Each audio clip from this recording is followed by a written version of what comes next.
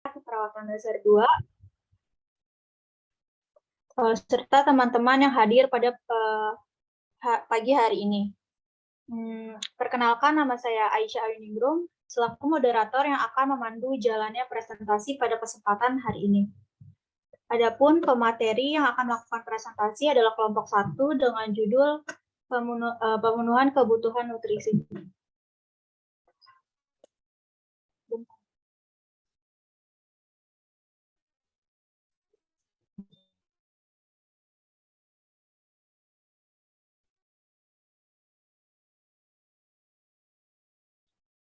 Sebelum memulai diskusi dan presentasi, berikut saya perkenalkan nama anggota kelompok 1, yaitu ada Aidatul Fitria, kedua ada saya sendiri, yaitu Aisyah Ayuningrum, lalu Dela Sagita, Khadijah Kamila Inaya, Nadila Putri, ada Puspa, Reynaldo Gautam, dan Winda Astari Suarja. Harapkan kepada teman-teman sekalian untuk menjalannya presentasi dengan sama, dan kepada presentasi kepada pemateri kelompok 1 dipersilakan untuk memulai presentasi. Baik, saya akan melanjutkan membacakan materinya. Next.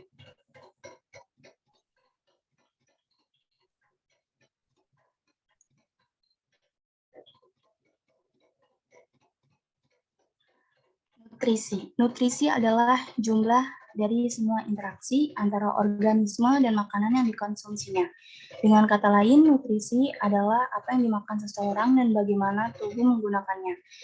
Nutrisi adalah zat organik dan anorganik yang ditemukan dalam makanan yang diperlukan untuk fungsi tubuh.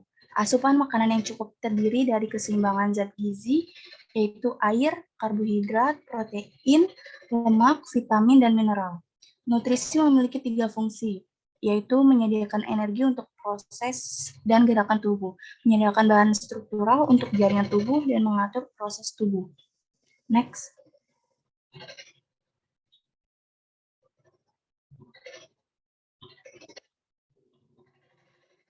Selanjutnya ada anatomi fisiologi. Next.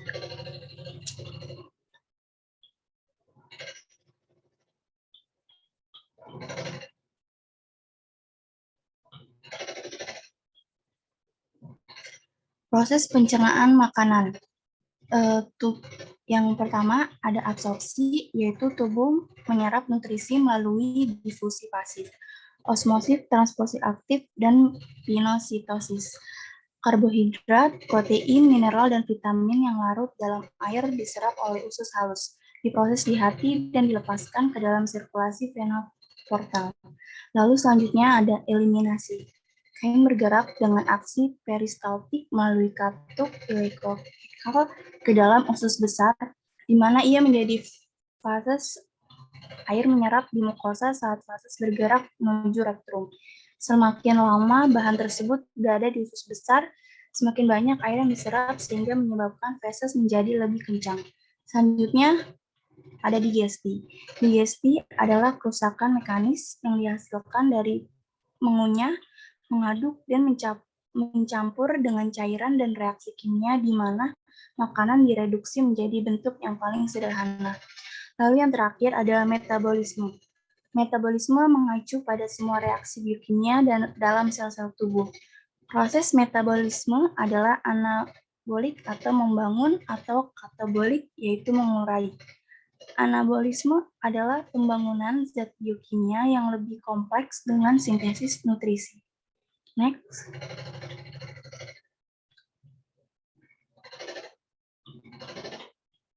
Selanjutnya, penyediaan energi nutrisi.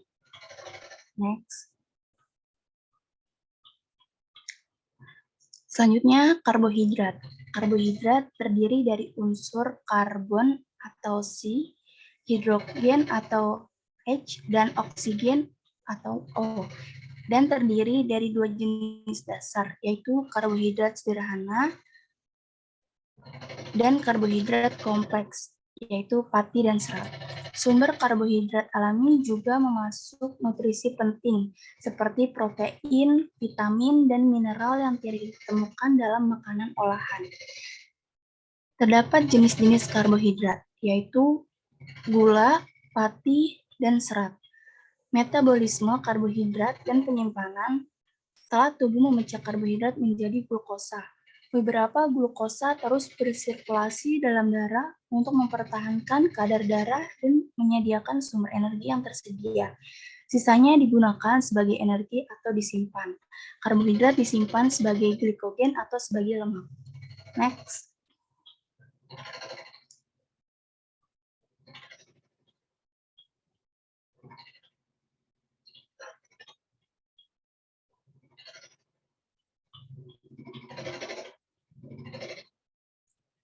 Selanjutnya protein. Asam amino molekul organik yang terutama terdiri dari karbon, hidrogen, oksigen, dan nitrogen bergabung membentuk protein. Setiap sel dalam tubuh mengandung beberapa protein dan sekitar 3/4 dari padatan tubuh adalah protein. Selanjutnya pencernaan protein. Enzim pepsin memecah protein menjadi unit yang lebih kecil. Sebagian besar protein dicerna di usus kecil. Pankreas mengeluarkan enzim proteolitik, tripsin, kimotripsin, dan karbosipeptidase, yaitu kelenjar di dinding usus mensekresi aminopeptidase dan dipeptidase untuk memecah protein menjadi molekul yang lebih kecil dan akhirnya menjadi asam amino. Selanjutnya, penyimpanan dan metabolisme protein. Asam amino diserap melalui transport aktif melalui usus halus ke dalam sirkulasi darah portal. Asam amino lainnya diangkut ke jaringan dan sel di seluruh tubuh di mana mereka digunakan untuk membuat protein untuk struktur sel. Metabolisme protein mencakup anabolisme, katabolisme, dan menjaga keseimbangan nitrogen. Next.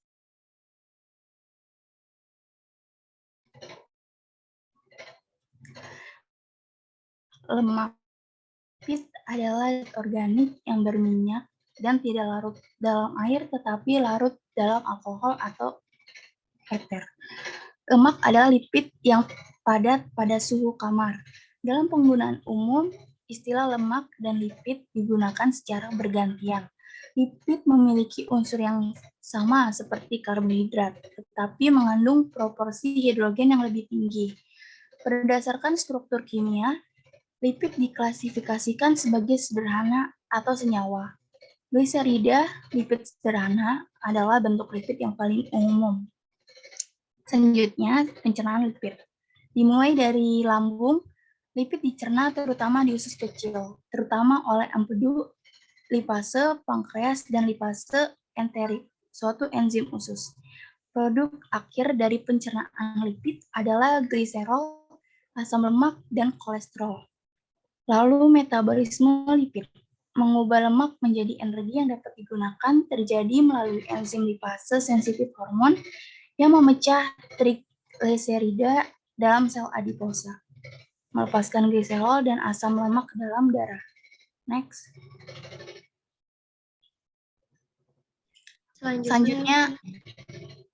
Selanjutnya ada vitamin.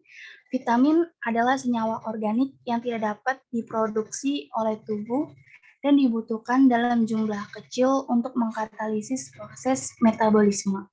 Jadi, ketika vitamin kurang dalam makanan, terjadi defisit metabolik. Vitamin umumnya diklasifikasikan sebagai larut dalam lemak atau larut dalam air. Vitamin yang larut dalam air termasuk vitamin C dan B kompleks.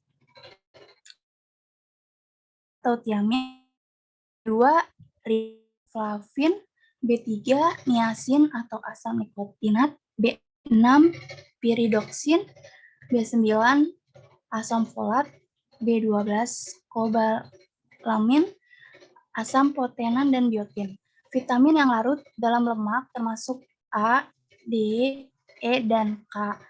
Tubuh dapat menyimpan vitamin ini, meskipun ada batasan jumlah vitamin E dan K yang dapat tubuh.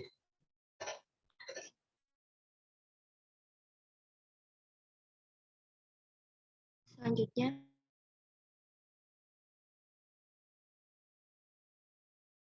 Keseimbangan energi. Keseimbangan energi adalah hubungan antara energi yang berasal dari makanan dan energi yang digunakan oleh tubuh. Keseimbangan energi seorang ditentukan dengan membandingkan asupan energinya dengan keluaran energi. Asupan energi, yaitu jumlah energi yang dipasok nutrisi atau makanan ke tubuh, adalah nilai kalorinya.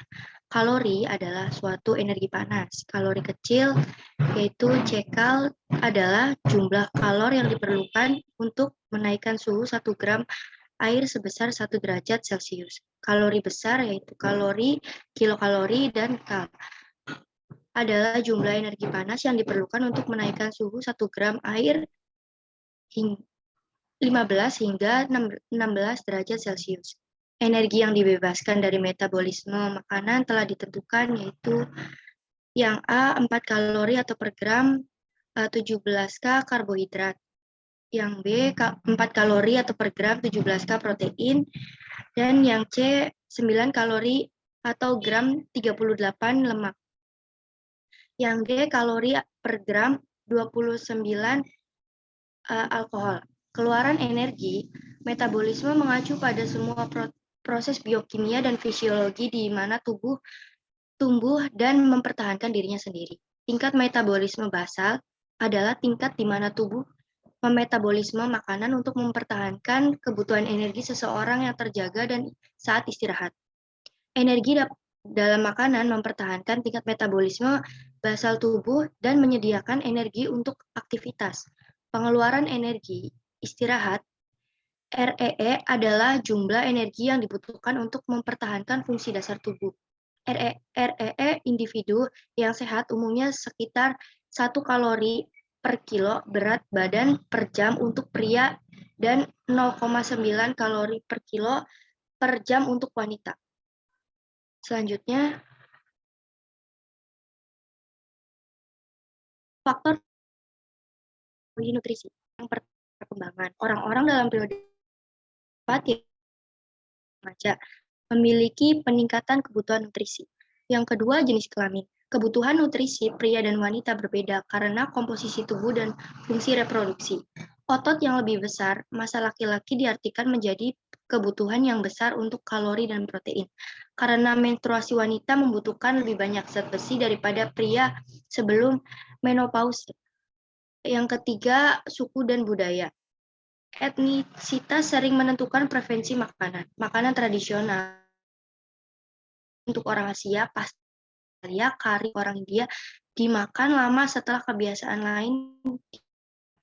Preferensi mungkin berbeda jauh antara individu ya yang sama seperti antar suku. Selanjutnya, yang keempat, keyakinan tentang makan. Banyak orang memperoleh keyakinan tentang makanan dari televisi, majalah, dan media lainnya. Yang kelima, preferensi pribadi. Orang-orang mengembangkan suka dan tidak suka berdasarkan asosiasi makanan khas. Yang keenam, praktik keagamaan. Beberapa Katolik Roma menghindari daging pada hari tertentu, dan beberapa agama Protestan melarang daging, teh, kopi, atau alkohol. Baik Yudaisme, Ortodoks, maupun Islam melarang babi. Selanjutnya,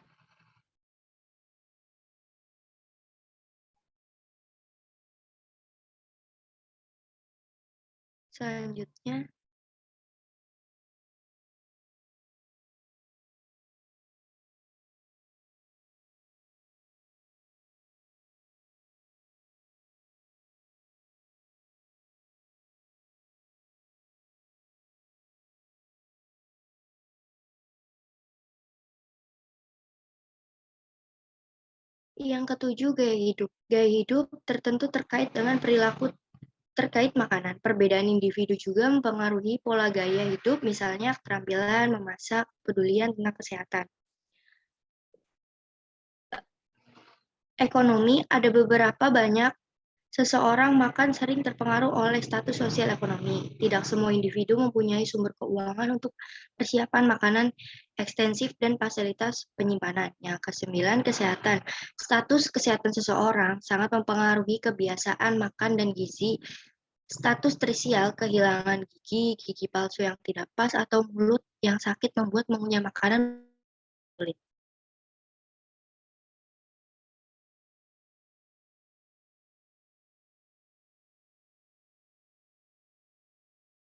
Obat-obatan dan terapi. Efek obat pada nutrisi sangat bervariasi. Mereka mungkin mengubah nafsu makan, mengganggu persepsi rasa, atau mengganggu penyerapan nutrisi. Perawat perlu menyadari efek nutrisi obat-obatan tertentu jika mengevaluasi klien untuk masalah gizi. Adapun faktor psikologis pun beberapa orang makan berlebihan, depresi atau kesepian sedikit dalam anoreksia dan kehilangan berat badan dapat menunjukkan stres berat atau depresi. Anoreksia nervosa dan bulimia adalah kondisi psikofisiologis parah yang paling sering terlihat pada remaja perempuan. Selanjutnya,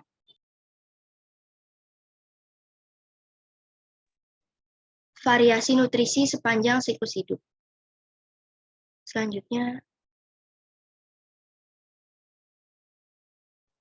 yang pertama, neonatus sampai 1 tahun. Kebutuhan cairan dan nutrisi neonatus dipenuhi dengan ASI atau rumus. Kebutuhan cairan bayi secara proporsional lebih besar dari orang dewasa karena tingkat metabolisme yang tinggi, ginjal yang belum matang, dan kehilangan air yang lebih besar melalui kulit dan paru-paru. Oleh karena itu, cairan keseimbangan adalah faktor penting. Total kebutuhan nutrisi harian bayi baru lahir adalah sekitar 80-100 mili ASI atau susu formula per kilo berat badan. Kapasitas perut turun bayi baru lahir adalah sekitar 90 mili dan pemberian makan diperlukan setiap 2,5 sampai 4 jam. Selanjutnya,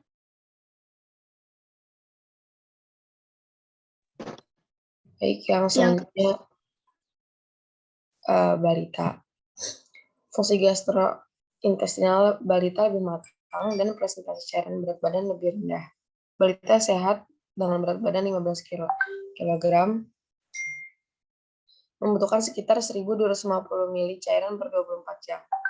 Selama tahap balita, kebutuhan kalori adalah 1.000 sampai 1.400 kilokalori per harinya. Dari usia 1 sampai 2 tahun, balita dapat kombinasi makanan balita siap saji dan beberapa makanan yang ini untuk membantu orang tua memenuhi kebutuhan. Yang pertama, jadikan waktu makan sebagai waktu yang menyenangkan dengan menghindari ketegangan di meja dan diskusi tentang perilaku buruk. Yang kedua, menawarkan berbagai makanan sederhana dan menarik dalam porsi kecil, dan hindari makanan yang menggabungkan makanan menjadi satu hidangan, seperti rebusan. Yang ketiga, tidak menggunakan makanan sebagai atau yang tidak dapat menjadi makan, tidur, dan cemilan yang memungkinkan nafsu makan dan perilaku. Hindari penggunaan yang secara rutin. Selanjutnya, yang ketiga, anak prasekolah. Anak-anak pada usia ini sangat aktif dan mungkin terburu-buru saat makan untuk kembali bermain. Anak-anak yang aktif sering membutuhkan cemilan di antara waktu makan, seperti keju, buah, yogurt, sayur mentah, dan susu adalah pilihan yang baik. Orang tua juga perlu mengajari anak prasekolah cara menggunakan peralatan dan harus menyediakan kesempatan untuk berlatih. Misalnya mengolesi roti. Tapi biasanya anak umur 4-5 tahun sering menggunakan jarinya untuk mengambil makanan. Anak prasekolah sedikit berisiko dibandingkan balita untuk ketidakseimbangan cairan. Rata-rata anak berusia 5 tahun dengan berat 20 kg membutuhkan setidaknya 75 ml cairan per kilogram berat badan per hari atau 1.500 ml setiap 24 jam. Next. Yang keempat ada anak usia sekolah. Anak usia sekolah memerlukan diet seimbang termasuk kira-kira 1.600 hingga 2.200 kilokalori per hari. Makan 3 kali sehari dan 1 atau 2 cemilan bergizi. Anak-anak membutuhkan makanan kaya protein saat sarapan untuk menopang upaya fisik dan mental yang berkepanjangan yang diperlukan di sekolah. Rata-rata anak berusia 8 tahun yang sehat dengan berat badan 30 kg membutuhkan sekitar 1.750 ml cairan per hari. Next.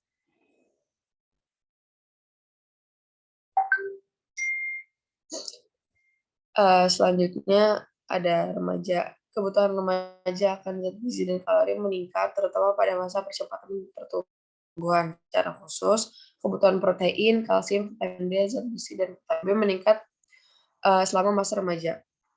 Diet yang cukup untuk remaja adalah 1 liter susu per hari dan jumlah yang tepat dari daging, sayuran, buah-buahan, roti, dan sereal.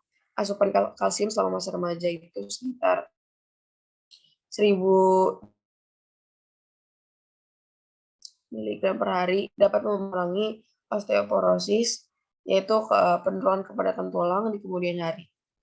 Mineralisasi tulang puncak terjadi rata-rata pada 12,5 tahun pada anak perempuan dan 14,0 tahun pada anak laki-laki ketika 40% dari total massa tulang orang dewasa terakumulasi. Mayoritas remaja tidak mendapatkan kalsium yang cukup. Next.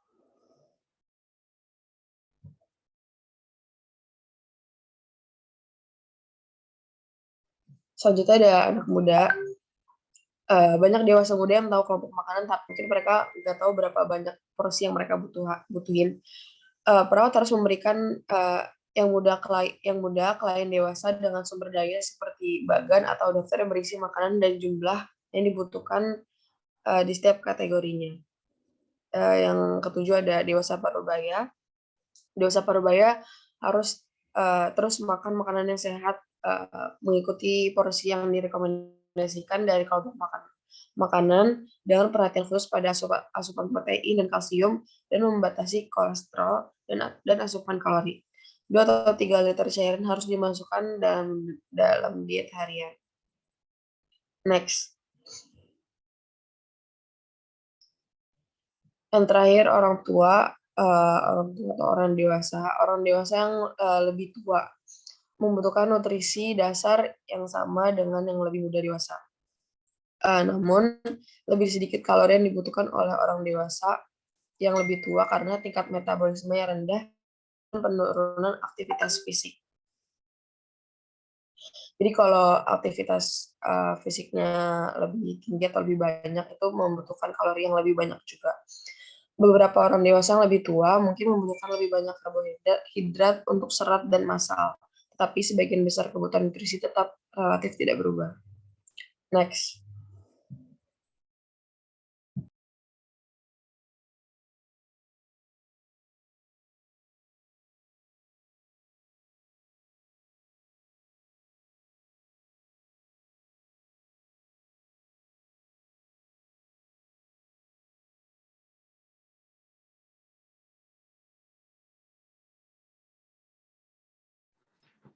Oke, selanjutnya ada pedoman diet.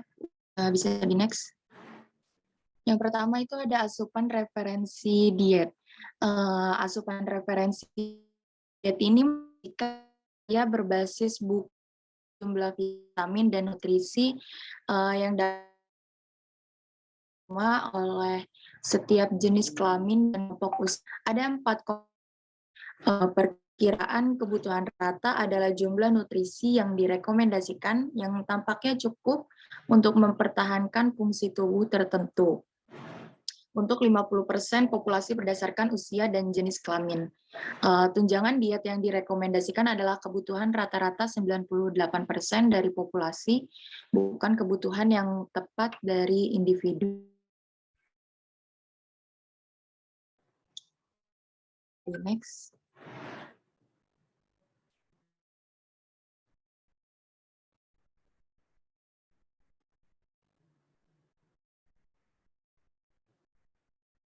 Yang kedua ada pedoman makanan. Sebagai perawat, kita mempertimbangkan preferensi makanan pasien dari kelompok ras dan etnis yang berbeda, vegetarian, dan lainnya saat merencanakan diet. Lalu Choose My Plate memberikan panduan dasar untuk membuat pilihan makanan untuk gaya hidup yang sehat.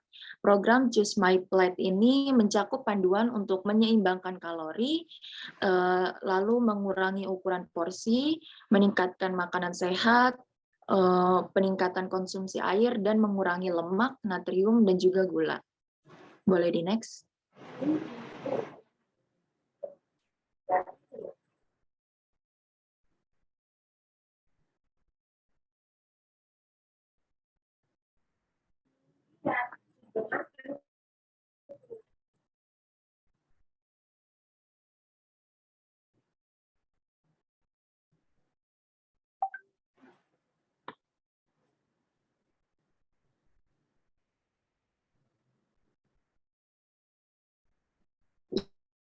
Yang ketiga ada nilai harian. Food and Drug Administration menciptakan nilai harian untuk label makanan sebagai tanggapan terhadap Undang-Undang Pelabelan dan Pendidikan Gizi 1990. Asupan harian yang direferensikan adalah set pertama, yaitu terdiri dari protein, vitamin, dan mineral berdasarkan RDA. Nilai referensi harian atau DRV membentuk set kedua dan terdiri dari nutrisi seperti lemak total, lemak jenuh, kolesterol, karbohidrat, serat, natrium, dan kalium. Gabungan kedua set membentuk nilai harian yang digunakan pada label makanan. Nilai harian dasar diet yang terdiri dari 2.000 kalori untuk orang dewasa dan anak-anak berusia 4 tahun atau lebih. Selanjutnya, kita selanjutnya beralih ke kasus. Bisa di next. Iya, di sini ada kasus pada tanggal 18 April 2022, jam 10, ada seorang perempuan, Nyonya R, berusia 31 tahun, datang ke RSAU. Keluhannya itu demam sejak 4 hari yang lalu dan tidak turun-turun. Keluhan selanjutnya itu mual dan muntah sejak 2 hari yang lalu. Pasien mengatakan pusing dan tidak nafsu makan. Setiap makan dan minum pasti muntah. Lalu setelah pengkajian, didapatkan hasil akral teraba hangat. Pasien tampak lemah, asupan makanan pasien berkurang karena pasien tidak nafsu makan. Berat badan pasien sebelumnya itu 60 kg dan tinggi badannya itu 165 cm. Berat badan sesudahnya itu 58 kg. Dan tinggi badannya juga sama. IMT sebelumnya 22,0 dan IMT setelahnya 21,3. Hasil TTV-nya itu tekanan darahnya 106/70 dengan nadi 108 kali per menit, suhunya 38 Celcius dan RR-nya 20 kali per menit. Dengan SPO2-nya ini 99% dan hasil trombositnya itu 109.000. Terapi yang diberikan ini paracetamol tablet 500 mg, injeksi ranitidin 1 dan injeksi ondansetron 4 mg dan infus RL 20 TPM. Lalu selanjutnya ini ada asuhan keperawatannya. Yang pertama kita ke pengkajian. Di sini ada data dasar. Data dasar yang pertama ini ada identitas klien dan keluarga. Inisial nama kliennya ini seperti yang tadi sudah saya sebutkan ya, Nyonya R, tanggal lahirnya 24 Maret 1991, jenis kelaminnya perempuan, tanggal atau jam masuknya seperti di kasus, agamanya Islam, pendidikannya S1, pekerjaan ibu rumah tangga. Dengan diagnosa medis, nutrisi,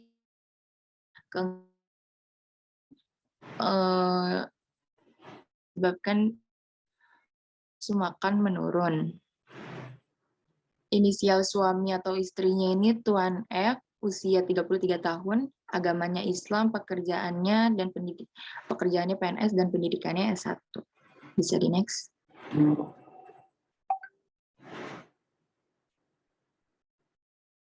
Iya, selanjutnya ada data keluarga. Dengan keterangan suami, ini suatu 3 tahun, keterangan kesehatan memiliki riwayat kesehatan atau perawatan. Riwayat kesehatan saat ini, awal serangan bermula sejak 4 hari yang lalu, pasien mulai mengeluh demam yang tidak turun-turun, muntah sejak 2 hari yang lalu, pusing dan tidak nafsu makan. Uraian keluhan utamanya demam sejak 4 hari yang lalu, tidak turun-turun, pasien mengeluh mual, muntah sejak 2 hari yang lalu, pasien juga mengatakan pusing dan tidak nafsu makan setiap makan dan minum pasti muntah. Pengobatan dan hasil, sebelum masuk rumah sakit, klien mengatakan tidak meminum. Next.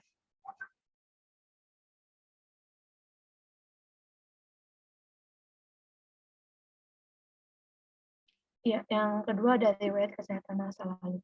Penyakit yang pernah dialami, klien tidak memiliki riwayat penyakit, kemudian pernah dirawat di rumah sakit atau dioperasi, klien mengatakan sebelumnya tidak pernah dirawat di rumah sakit, atau kecelakaan yang pernah dialami, klien juga mengatakan sebelumnya tidak pernah mengalami kecelakaan, obat yang pernah dan sedang digunakan, klien mengatakan tidak pernah dan sedang tidak mengkonsumsi obat. Selanjutnya yang ketiga ada riwayat keluarga. Penyakit yang pernah diderita atau masih diderita, klien mengatakan tidak memiliki riwayat penyakit menular atau keturunan. Klien juga mengatakan di dalam keluarganya tidak ada yang mempunyai penyakit menular. Next.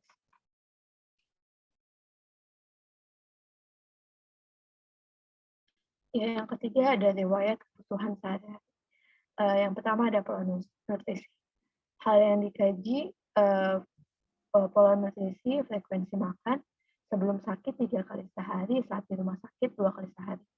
Kemudian nafsu makan sebelum sakit baik, saat di rumah sakit nafsu makan klien menurun seperti di rumahnya. Yang ketiga ada keluhan saat makan, sebelum sakit tidak ada, saat di rumah sakit tidak ada. Kemudian ada makanan yang tidak sesuai, sebelum sakit tidak ada, saat di rumah sakit juga tidak ada. Kemudian makanan yang membuat alergi sebelum sakit tidak ada, saat di rumah sakit tidak ada. Dan yang terakhir pantangan sebelum sakit tidak ada dan saat di rumah sakit juga tidak ada. Next.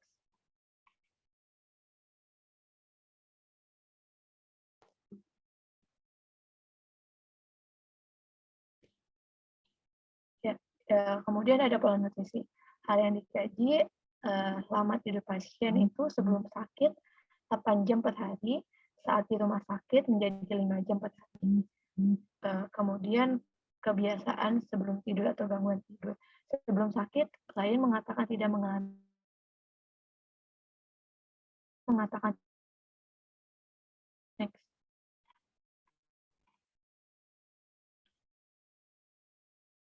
Ya, kemudian ada pola eliminasi.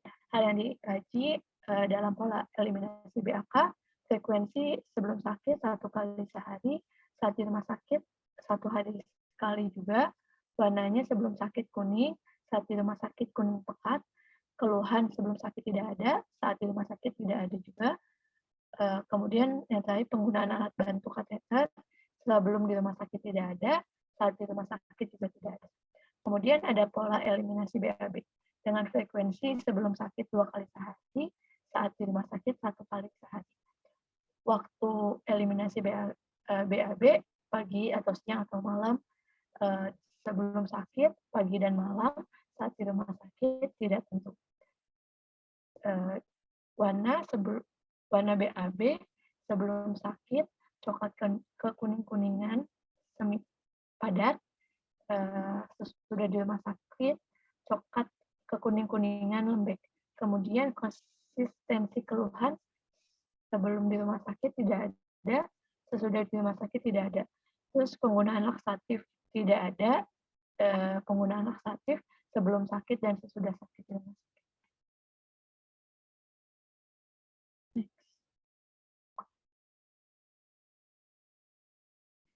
Ya, kemudian ada pola kebersihan diri.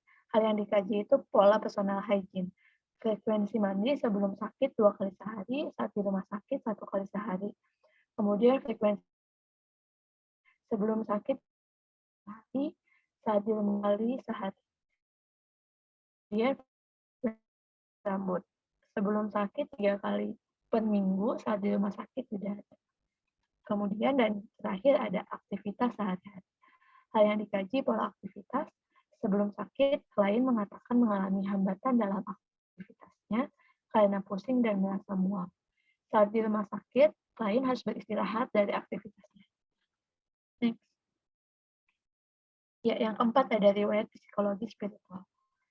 Yang pertama psikologis, pola interaksi. Sebelum dirawat, klien mengatakan hubungan yang baik terhadap orang sekitarnya. Saat dirawat di rumah sakit, klien memiliki hubungan yang baik terhadap tenaga medis. Kemudian ada pola pertahanan keluarga. Sebelum dirawat, apabila ada masalah, klien selalu bercerita dengan keluarganya. Saat di rumah sakit, memberikan dukungan dan keluarga lain. Klien merasa cemas akan penyakitnya. Kemudian ada pengetahuan keluarga. Nyonya A mengatakan bahwa sudah memahami penyakitnya yang dialami oleh Tuan B. Kemudian ada konsep diri. Sebelum dirawat, klien mengatakan kalau dirinya sakit, ia bisa menenanginya. Saat sakit, klien merasa kalau diri golongan.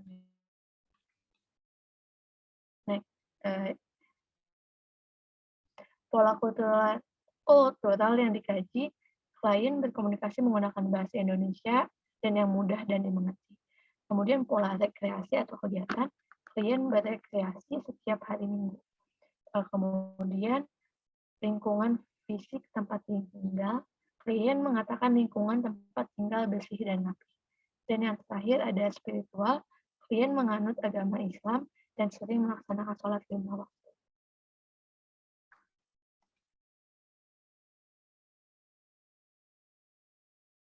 Yang selanjutnya ada pemeriksaan fisik. Yang pertama, pengukuran pertumbuhan disesuaikan dengan usia perkembangan. Pengukuran 1. Tinggi badan hasil 165 cm. Yang kedua, berat badan hasil 58 kg. Yang B, pengukuran fisiologis. Pengukuran yang pertama ada suhu dengan hasil 38 derajat Celcius dengan nilai rujukan 36,5 sampai 37,5 derajat Celcius. Yang kedua ada nadi dengan hasil 108 kali per menit, nilai rujukan 60 sampai 100 kali per menit. Yang ketiga pernapasan 20 kali per menit dengan nilai rujukan 12 sampai 20 kali per menit. Yang keempat tekanan darah dengan hasil 106 per 70 mmHg dengan nilai rujukan 120 per 80 mmHg.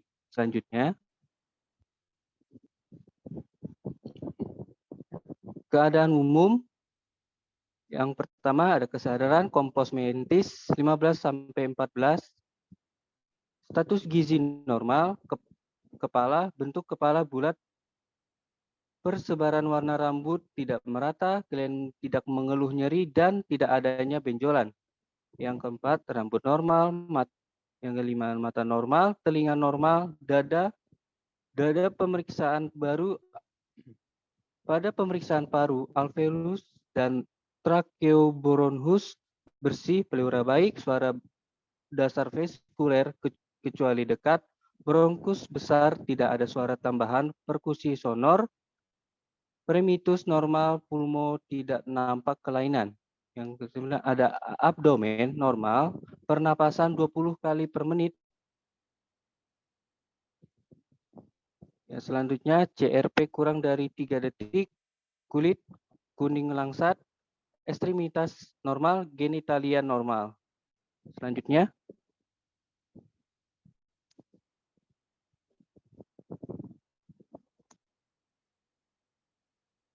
tes diagnostik. Yang pertama ada laboratorium, jenis pemeriksaan. Yang pertama ada trombosit dengan hasil 109.000 mg, nilai rujukan 150.000 sampai 450 per mikrometer. Yang ketujuh ada TREP Terapi farmakologi. Jenis paracetamol dengan dosis 500 gram, injeksi ranitidin 1 ampe, injection ondansetron 4 mg, infus RL 20 TPM. Selanjutnya, ada data fokus. Yang pertama, data subjektif. Pasien mengatakan demam sejak 4 hari yang lalu. Pasien mengeluh mual dan muntah sejak 2 hari yang lalu. Pasien mengatakan pusing dan tidak nafsu makan. Setiap makan dan minum pasti muntah. Yang kedua, ada data objektif. Akral teraba hangat, pasien tampak lemah, asupan makanan berkurang.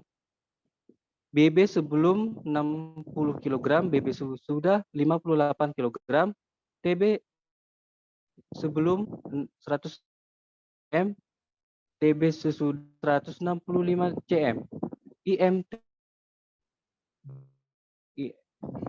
IMT sebelah 20,3, hasil TTV tekanan darah 106/70 mmHg, nadi 108 kali per menit, suhu 38 derajat Celcius, RR 20 kali per menit, SpO2 99%. Pemeriksaan lab trombosit 100.000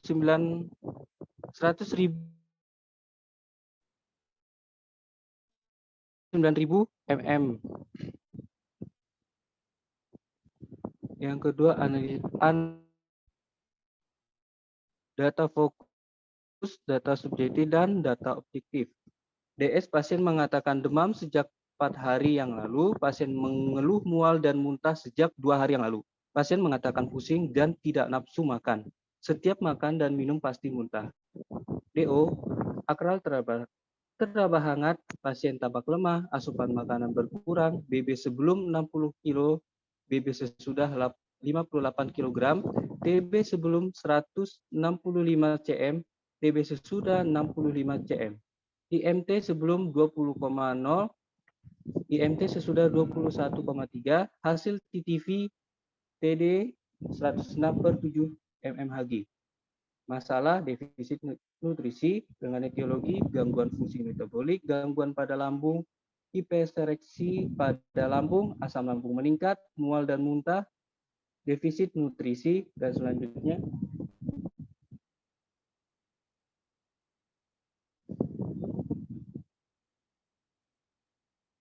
diagnosis keperawatan. Nama pasien umur Nyonya R 31 tahun, ruang rawat UGD, diagnosa medis, defisit nutrisi, keengganan untuk makan, dan nafsu makan menurun. DX keperawatan, defisit nutrisi, keengganan makan, dan nafsu makan menurun. Intervensi keperawatan, nama pasien, dan selanjutnya.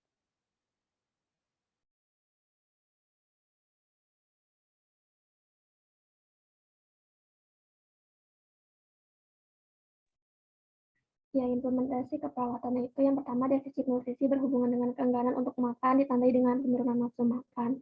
Setelah dilakukan intervensi keperawatan selama 2 kali 24 jam, status nutrisi membaik dengan kriteria hasil.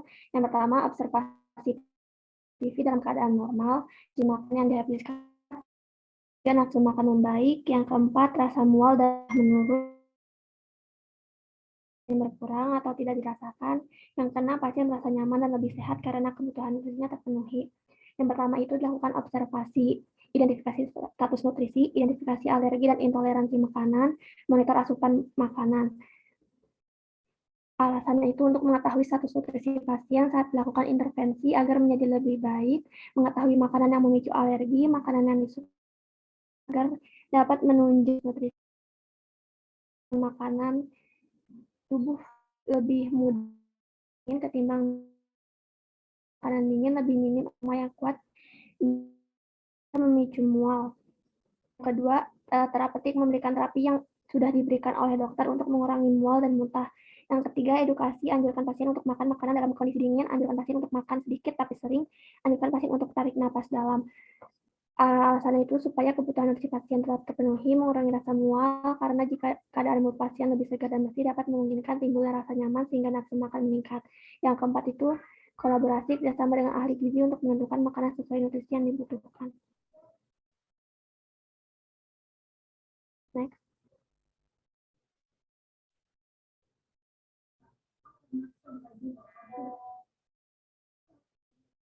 Implementasi keperawatannya itu dilakukan pada hari Senin tanggal 18 April 2022 pukul 7. Yang dilakukan itu pemeriksaan tanda-tanda vital. Respon yang didapatkan pasien, respon subjektifnya itu pasien mengatakan merasa lemas. Respon objektifnya itu tekanan darah 106/70 mmHg, nadi 108 kali per menit, suhu 38 derajat Celcius, respiration rate 20 kali per menit, oksigennya 99%.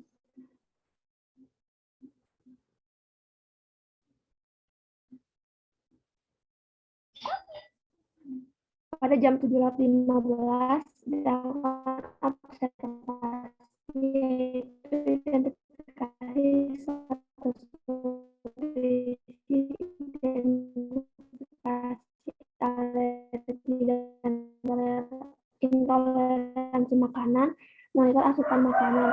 Respon subjektifnya itu pasien mengatakan 720 kan memberikan terapi yang sudah diberikan oleh dokter untuk mengurangi demam, mual, dan muntah. Respon subjektifnya pasien mengatakan diberikan paracetamol tablet 500 mg, injeksi ranitidin 1 ampul, injeksi ondansetron 4 mg, infus RL 20 ppm. Pada jam 8 lakukan edukasi pada pasien, itu menganjurkan pasien untuk makan makanan dalam kondisi dingin. Respon subjektifnya itu pasien mengatakan jika makan makanan dalam kondisi dingin, mual sedikit berkurang. Pasien mengatakan hari ini makan 5 sendok nasi. Respon objeknya nafsu makan pasien hari ini pasien sudah menghabiskan 5 sendok nasi. Pada jam 9, edukasi pasien untuk makan sedikit tapi sering. Respon subjektifnya pasien mengatakan mual sedikit berkurang.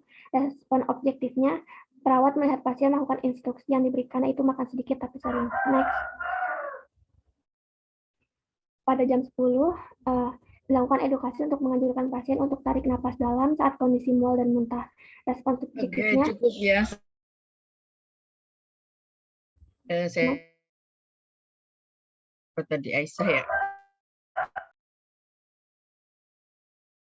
Gue mau ikut presentasi. Iya, baik Ibu. Selanjutnya, sebelumnya terima kasih kepada pemateri yang telah berpresentasi. Selanjutnya ada sesi tanya jawab kepada teman baru bertanya. Kepada teman-teman dipersilakan untuk bertanya.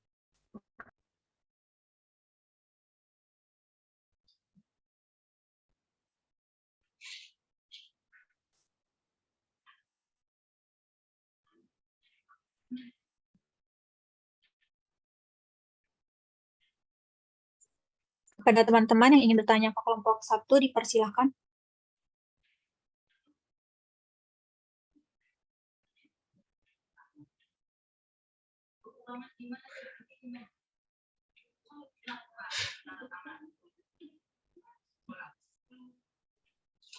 Ya baik, kepada Ita Sylvia, dipersilakan untuk bertanya.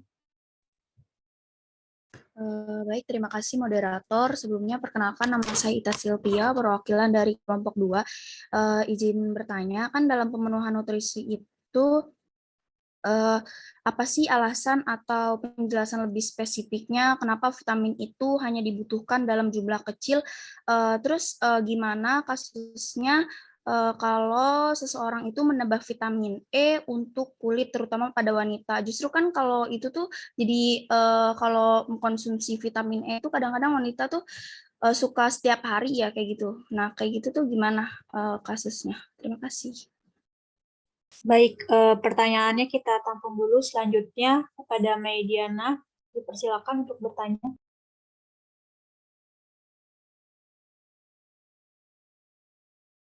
Ya baik, terima kasih atas kesempatannya moderator. Sebelumnya izin memperkenalkan diri, nama saya Mediana Eva Putri dari perwakilan kelompok 3. Izin bertanya, kan kalau misalnya aktivitas itu kan stunting. Nah, terutama ini banyak kasus stunting daerah pedalaman itu menjadi masalah besar ya. itu baik dari pengetahuan yang masih rendah ataupun dari segi pemasukan pangannya yang masih kurang. Nah, dalam kasus seperti ini, apa sih peran perawat menurut kelompok untuk mengatasi permasalahan stunting, terutama itu khususnya di pedalaman? Terima kasih. Baik, terima kasih. Pertanyaannya kita ketika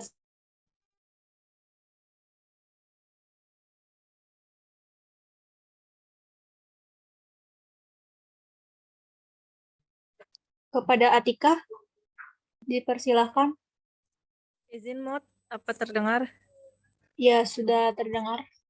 Baik, terima kasih moderator. Nama saya Atika Sarmanda Aulia. Saya ingin menanyakan, tadi kan kelompok udah menjelaskan tentang kayak tentang nutrisi-nutrisi atau dan komponen-komponen gitu ya.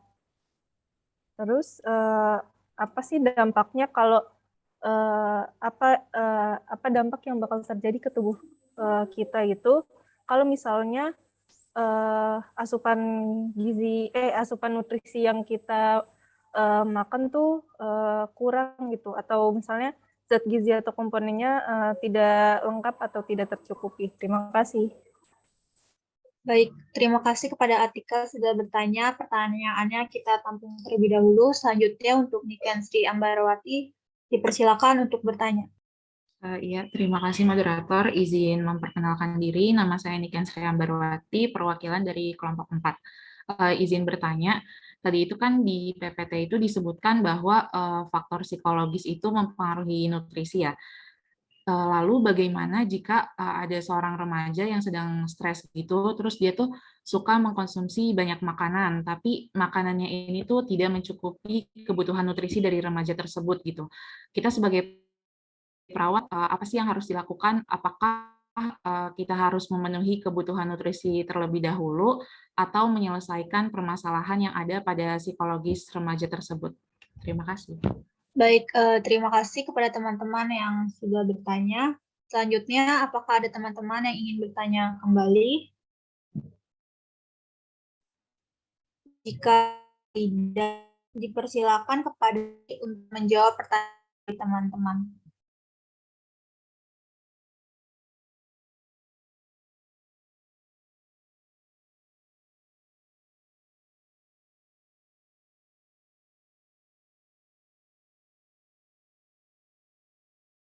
Kepada pemateri, apakah sudah bisa menjawab pertanyaan dari teman-teman?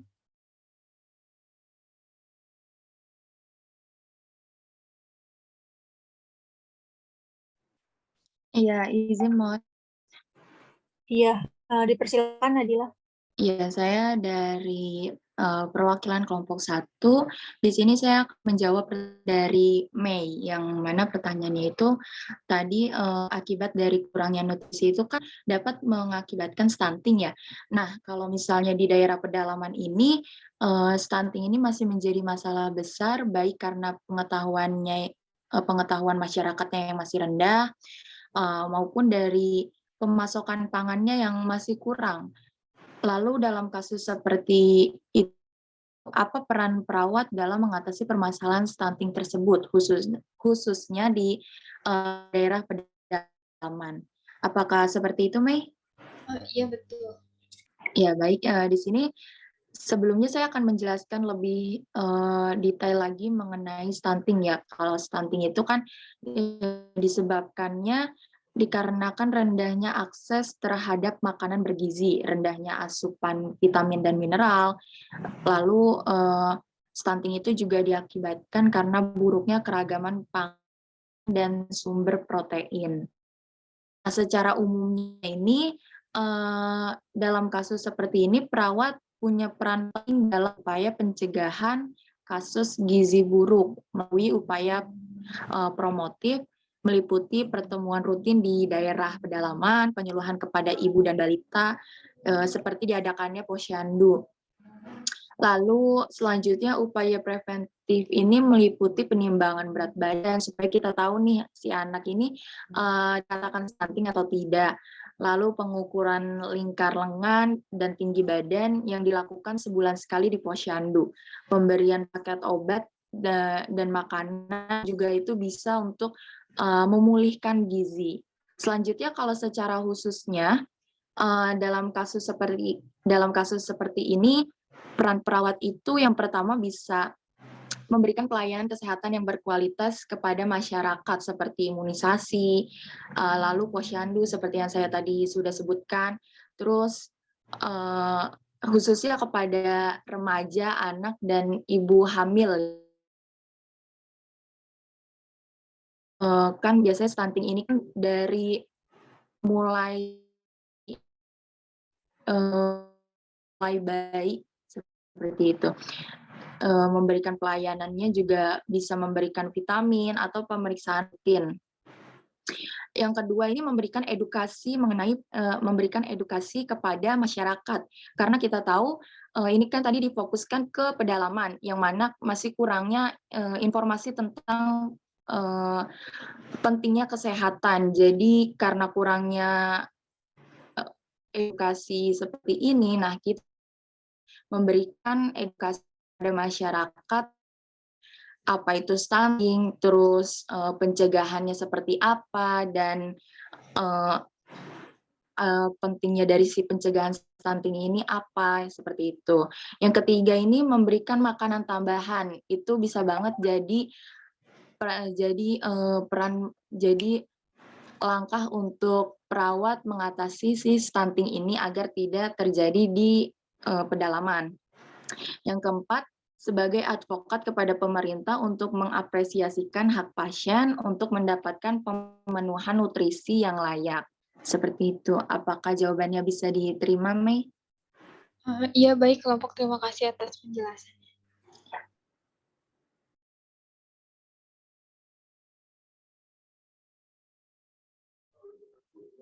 Baik, terima kasih. Nah, selanjutnya, pemateri, silakan dijawab pertanyaan dari teman-teman yang telah bertanya.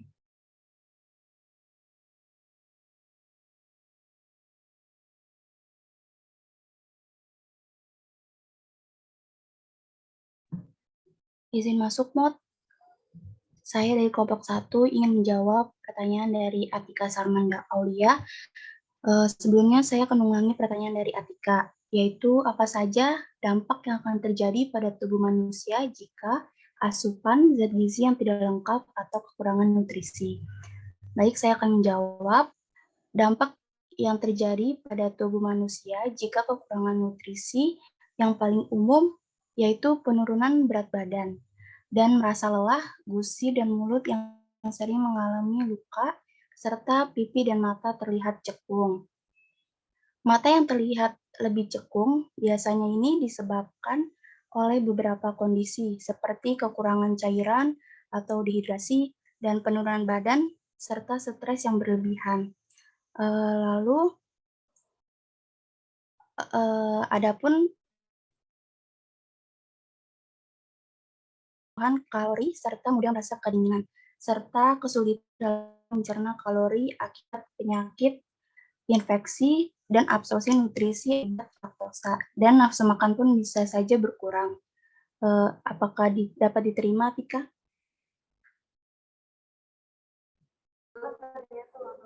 Baik, Pipit. Terima kasih atas jawabannya. Baik, selanjutnya pemateri, pertanyaan belum dijawab. Ya, izin masuk. Iya, dipersilakan. Saya ada pertanyaan dia dari kelompok. Izin menjawab pertanyaan dari kita. Izin mengulangi, tak pertanyaannya itu dalam pemenuhan nutrisi, apa sih alasan atau penjelasan lebih spesifik kenapa vitamin hanya dibutuhkan dalam jumlah kecil? Dan bagaimana dengan kasus seseorang menambah vitamin E untuk kulit terutama pada wanita? Apa benar begitu, Ita? Iya, betul, Puspa. Ya, izin menjawab ya, Kak. Karena fungsi vitamin dan mineral itu sebagai zat pengatur dan pelindung sangat penting buat tubuh nih. Apalagi untuk pertumbuhan sel dan menjaga imun, kesehatan, dan kesegaran tubuh. Vitamin kenapa dibutuhin sedikit? Soalnya kan vitamin itu kalau kita kebanyakan itu dapat mengganggu metabolisme. Tapi kalau misalkan dihilangin atau enggak kita pakai itu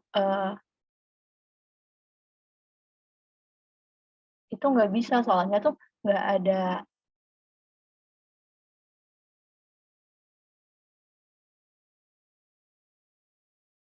apa ya, kayak nggak ada senyawa lain yang bisa menggantikannya gitu.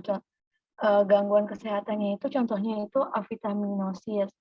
Nah, kalau kita kekurangan, contohnya misalkan kita kekurangan vitamin A, kita itu bakal rabun kan matanya. Tapi kalau kita kelebihan juga itu bakal ngeganggu metabolisme. Sama kayak misalkan vitamin E yang ditambahkan ke kulit. Nah, kalau misalkan kita pakai itu kan bisa menurunkan resiko kanker atau gimana gitu kan. Tapi kalau misalkan kita pakai berlebihan, itu bisa menyebabkan diare, sakit kepala, tubuh menjadi lemas, dan gangguan penglihatan. Begitu Kak, apakah dimengerti? Baik, Puspa, terima kasih atas jawaban.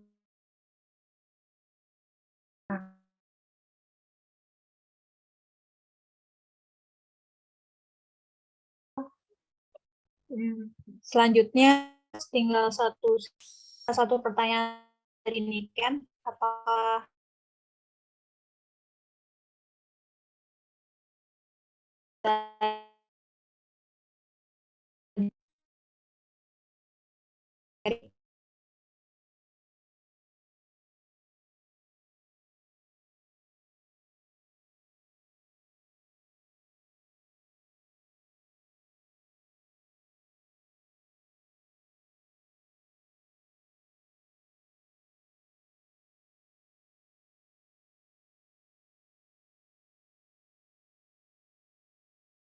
ya baik, selanjutnya sisa satu pertanyaan lagi dari Niken. Apakah pemateri sudah bisa menjawab pertanyaan dari Niken?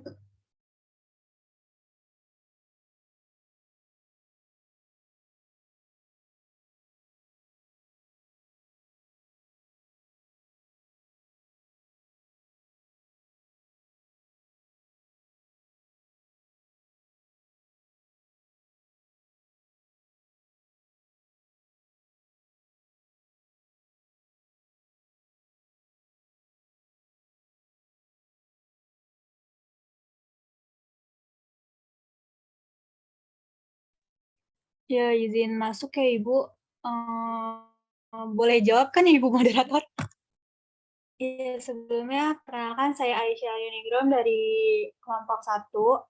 Ingin menjawab pertanyaan dari Niken. Tadi kan pertanyaannya, bagaimana jika seorang remaja yang sedang stres, kan suka mengkonsumsi banyak makanan, namun makanan tersebut tidak mencukupi kebutuhan nutrisinya dari remaja itu. Apa yang seharusnya perawat itu lakukan? Harus memenuhi kebutuhan nutrisinya dulu atau psikologis anak tersebut? Apakah benar nih Ken seperti itu pertanyaannya? Iya, benar Aisyah.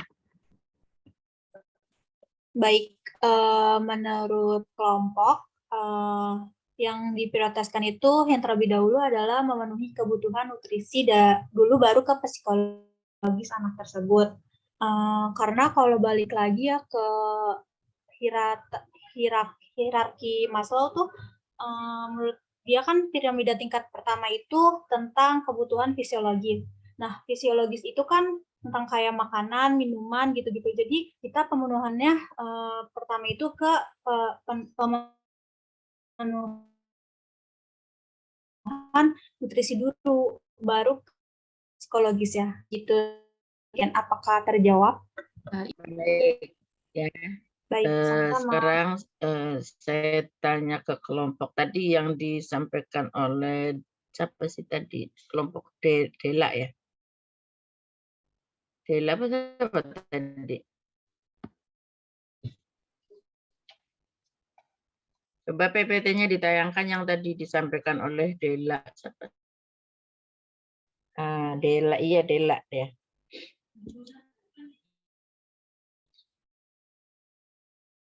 Jadi bagian Dela yang mana tadi? Yang ada KJ gitu. Dela dari SMA apa, Dela? IPA apa IPS, Dela? Iya, Ibu. Dari SMA Palimanan, Ibu. IPA apa IPS? IPA. IPA. Masa IPA baca kilojoule aja seperti bingung. Ya. Apa itu kilojoule, Dela? Kilojoule itu satuan, Ibu. Satuan apa?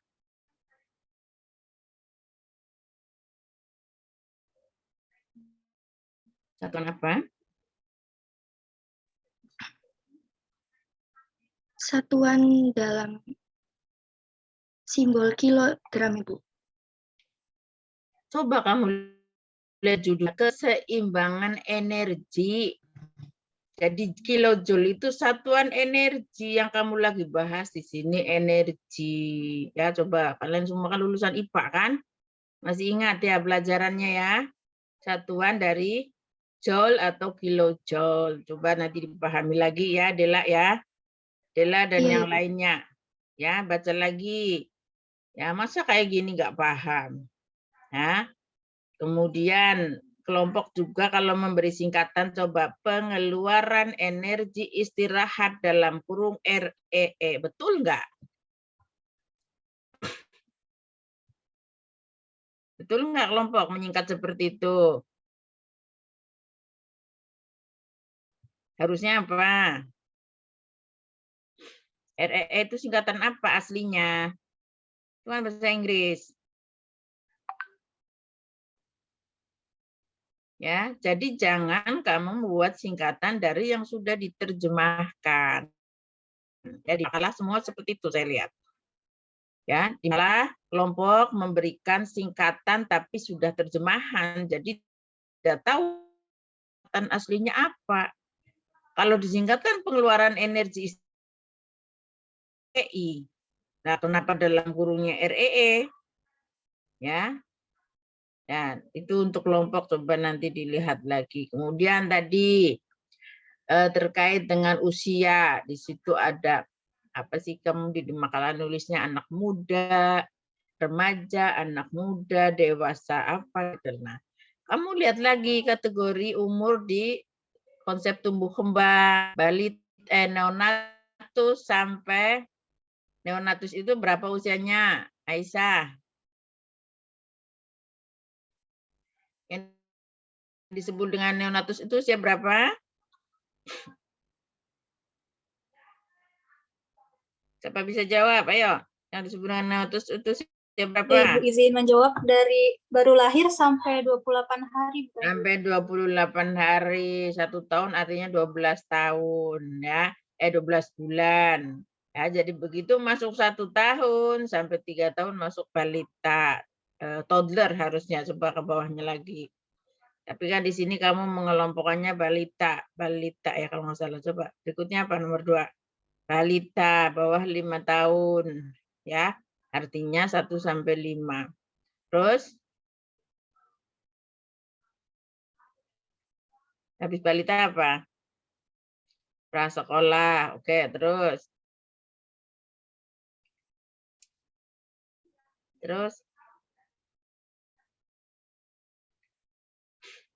Terus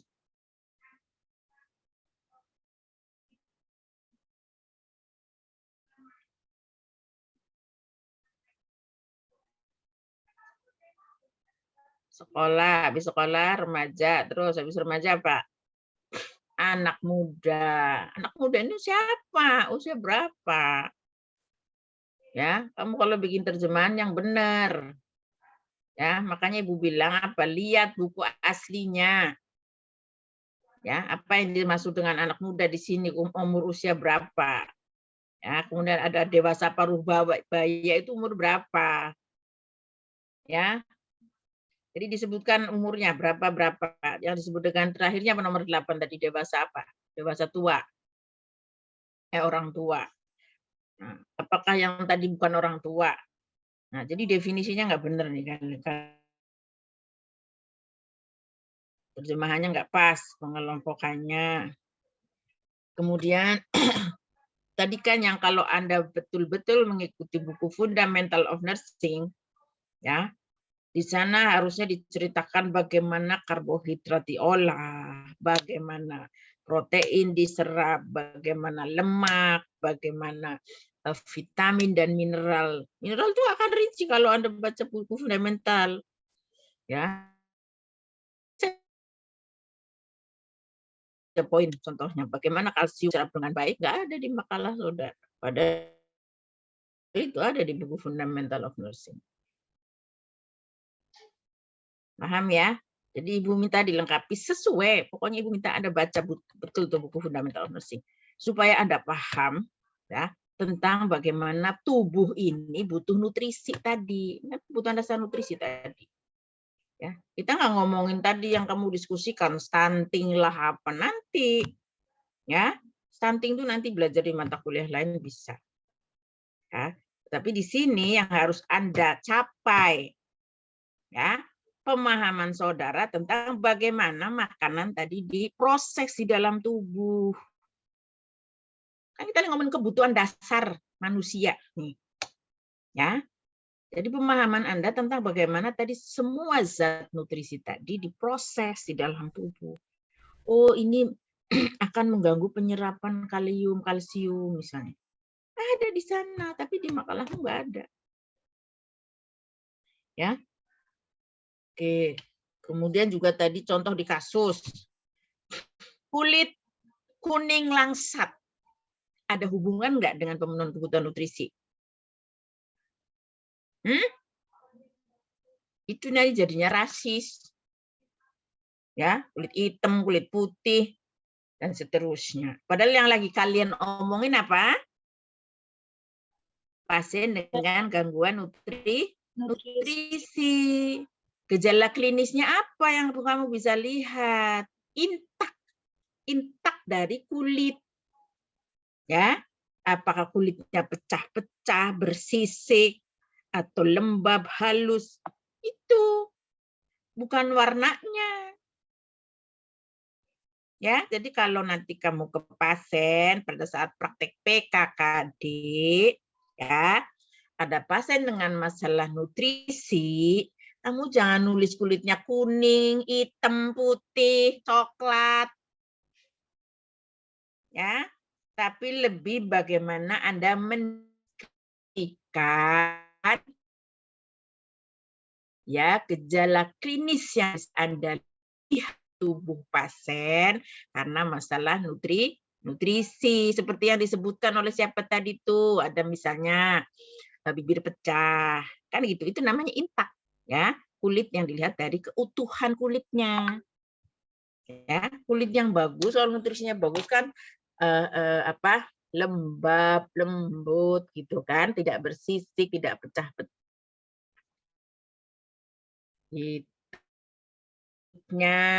Tidak kemerahan, tidak gampang dicabut, misalnya. Itu maksudnya. Bak mayang terurai misalnya tuh, kalau kamu kulit kuning langsat nanti rambutnya mayang terurai kamu nulisnya. Ya, paham ya? Paham nggak sampai sini? Ya, kenapa Anda harus paham tanda-tanda pasien tadi kurang gizi. Ya. Bisa dilihat dari gejala klinis. Gejala klinis itu yang bisa kamu lihat tadi itu. Kulitnya pecah-pecah, ya, kusam. Nah, itu tanda. Oke, kemudian tadi pertanyaan terkait dengan vitamin E ya, ya. Vitamin E itu kan larut dalam lemak, A, D, E dan K ya kan. Nah, jadi mengkonsumsi itu ya, kalau yang dia larut dalam air, kamu mau makan seberapa pun dia akan dibuang lewat urin karena kebutuhannya misalnya tubuh hanya butuh 50 mg, kamu mengkonsumsi 1000, maka yang 950 gram akan dibuang lewat air kalau itu vitamin yang larut dalam air seperti vitamin C ya kan. Gitu loh. Ya. Nah, tapi kalau A, D, E dan K tadi dia disimpan di larut dalam lemak. Jadi dia bisa ya dalam kondisi tertentu akan disimpan. Paham ya? Jadi mana yang larut dan akan dibuang ya, larut dalam air dan akan dibuang. Kemudian tadi ngomongin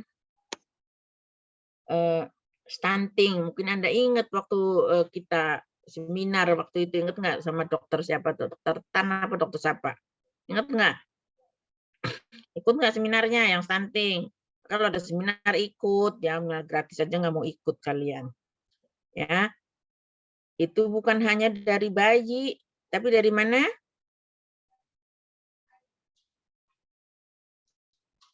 Dari sebelum menikah. Siapa yang sebelum menikah?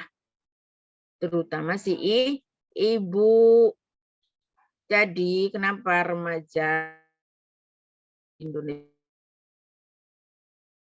itu pernikahan itu harus nggak boleh di bawah umur dalam pengertian kalau bukan 17 tahun, tapi sekarang kan undang-undang anak itu kan 18 tahun, ya kan, yang disebut dengan anak 18. Kenapa anak remaja nggak boleh hamil? Karena nutrisi yang dia konsumsi masih dipakai untuk dirinya sendiri, ya. Nah, kalau usia remaja saja kamu bermasalah, misalnya, ya remaja itu bermasalah dengan masalah gizinya, bagaimana dia akan menghasilkan generasi yang lebih baik, ya. Jadi bukan bayi, jangankan bayi, bukan hanya fetus, ya, fetus yang ada di dalam rahim ibu, tapi sebelum itu dipersiapkan dengan baik si calon ibu. Stunting itu dimulai dari sana, ya. Jadi pemahaman gizi sudah dipersiapkan untuk pencegahan stunting, ya. Makanya kita harus mengikuti terus. Awal-awal tuh stunting kita fokus kepada anak gitu kan, menimbun dan seterusnya itu kan sudah lalu. Kalau kita tidak mulai dari awal dini tadi ya, menyiapkan ibu-ibu hamil, ibu yang calon ibu, ya maka stunting ini tidak akan selesai, ya. Oke, terus masalah stres tadi, betul bahwa loh fisiologis dipenuhi dulu, tapi kita lihat kasus per kasus. Dalam hal ini tadi kan masalahnya orang stres, ya. Kita semua kalau lagi stres nggak mau makan, ya kan, ya nggak, ya rata-rata gitu. Kalau nggak mau makan, sebaliknya makan banyak, dua, ya. Jadi bisa makan banyak atau tidak mau makan. Itu kompensasi orang terhadap stres berbeda, ya. Nah, jadi yang harus diatasi apa dulu sekarang? Ya jelas stresnya dulu dong. Ya, nanti Anda akan belajar jiwa. Ya, bagaimana mengatasi stres. Jadi, kalau sumber stresnya tidak teratasi, maka tidak akan berubah pola makannya tadi. Paham ya? Betul bahwa manusia mempunyai teori Maslow itu yang dipenuhi kebutuhan dasarnya dulu, tapi pemahamannya berbeda. Ya, kalau yang teori Maslow itu kan kita butuh makan untuk hidup. Udara dulu deh. Kita kalau nggak menghirup udara mati kan? Nah, kalau nggak minum air, kita akan dehidrasi, ya, kemudian mati juga. Kalau nggak makan, kita juga akan jatuh sakit. Itu kebutuhan dasar. Kebutuhan berikutnya apa? Berikutnya apa? Nomor 2 apa setelah fisiologis? Ayo apa? Rasa aman, Ibu. Aman. Aman, ya. Kalau kita nggak pakai baju, aman nggak? Nggak kan? Ya, itulah makanya ada urut pangan, sandang, papan, ya kan? Jadi kenapa orang itu sampai mengemislah, mengais-ngais makanan di tempat sampah lah dan seterusnya. Dia butuh makan. Hidup, ya. Yang kedua tadi pakaian, sandang, ya. Kemudian supaya nggak hujan dan juga aman dari gangguan, aman nyaman. Itu urutannya seperti itu. Tetapi pada orang yang sedang mengalami gangguan psikologis, ya, tadi yang berdampak pada baik dia mengalami penurunan intake ataupun peningkatan intake nutrisi, maka yang harus diatasi adalah masalah psikologisnya dulu. Ya. Kalau masalah utamanya psikologis sudah teratasi, otomatis nanti perilakunya akan berubah. Paham ya sampai di sini ya? Ada sedikit perbedaan penerapan teori Maslow dalam konteks kasus ini. Ya. Jadi kalau sudah analisa masalah, ya kan kita mencari penyebabnya, ya kan? Masalah itu akan teratasi kalau penyebabnya teratasi. Itu prinsipnya, ya. Oke, terus apa lagi tadi? Ya, itu ya. Jadi yang ingin saya tekankan di sini pada kelompok dan juga semua mahasiswa, dengerin baik-baik ya. Konsep keperawatan dasar, pemenuhan kebutuhan dasar manusia, ya, yang dipelajari di sini diharapkan saudara itu tadi mampu kalau kita belajar nutrisi ini sekarang, ya. Bagaimana nutrisi itu, ya, diproses di dalam tubuh manusia, ya. Itu yang ingin saya tekankan. Contoh tadi ada yang pertama, vitamin sedikit kebutuhannya. Kenapa sih sedikit? Tapi fungsinya kan vital. Kebutuhan sedikit tapi fungsinya vital terkait dengan fungsi enzim. Karena enzim-enzim tadi diperlukan untuk proses metabolisme pencernaan makanan tadi, karbohidrat, protein, lemak. Ya kan? Ya. Jadi artinya apa? Memang kita kebutuhan nutrisinya bukan hanya karbohidrat, lemak, protein saja. Karena dibutuhkan ya, meskipun sedikit tetapi fungsinya vital ya. Kayak kalium, natrium itu kan untuk fungsi pompa jantung. Coba kalau itu nggak ada. Ya. Jantung akan seperti itu. Ya, jadi tolongnya saya ingin ya kelompok memperbaiki sesuai dengan yang ada di buku baik fundamental Perry Potter ataupun yang Barbara Kozir, di sana tertulis jelas ya bagaimana setiap unsur makanan tadi diproses ya. Kalsium ini akan diserap dengan baik bila apa? Akan terganggu penyerapannya bila apa? Ada di sana tapi saya tidak lihat di makalah saudara. Ya, begitu juga vitamin dan mineral yang lain. Jadi saya minta tolong dilengkapi makalah kelompok ya, lihat baik-baik apa yang ada di buku Fundamental of Nursing. Ya, paham ya? Kalian ini sarjana terapan loh, bukan D3. Nggak boleh kalah ya. Yang D3 aja bisa menyajikan itu. Apalagi harusnya kalian harus lebih bisa. Ya. Oke, saya kasih waktu untuk memperbaiki makalah. Begitu juga nanti yang lainnya ya, yang cairan, ya, yang proses eliminasi sama. Nah, Anda baca di buku fundamental bagaimana proses ya eliminasi itu terjadi baik fekal maupun urin. Ya, fungsi-fungsi organ apa saja yang bekerja di sana. Ya. Dipengaruhi oleh apa. Kemudian yang cairan juga sama. Apa aja sih cairan yang ada di tubuh kita, fungsinya apa. Ya. Mana yang kelompok cairan, kelompok mana? Kelompok siapa kelompoknya cairan? Loh, siapa yang cairan? Cairan. Cairan semester ini nggak ada ya? Bukan cairan, apa sih? Nutrisi, eliminasi, sama aman-nyaman nyeri. Ya. Nah, kalau nggak salah di sana kalau konsep nyeri Anda belajar tentang teori gate control, ya kan? Gate control teori terjadi. Nah, itu yang saya mau Anda pelajari, seperti itu. Ya. Oke, ada yang mau ditanyakan sebelum ditutup? Bagaimana tugas yang nilainya bermasalah? Sudah ada yang kirim? Kapan waktunya Renaldo? Kapan terakhir harus dikirim ke saya? Kapan, Roy?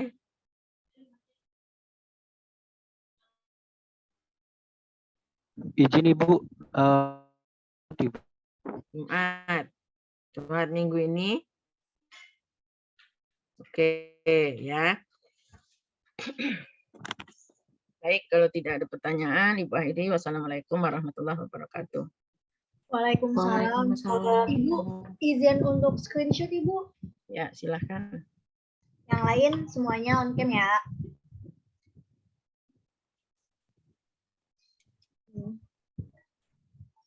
Slide 1. Sekarang slide 2 ya. Sudah ya semuanya. Terima kasih. Oke, Ibu izin live ya. Ya, terima kasih, Ibu. Terima kasih, Ibu. Terima kasih, Bu. Terima kasih, Bu. Makasih, Bu. Habis ini ada lagi nggak sih? Jam 1? Gue belum SS. Ini Riva. Mana ke BR20. Habis ini ada kelas lagi nggak, guys? Gak tahu, gak ada deh. Kayaknya MPS jam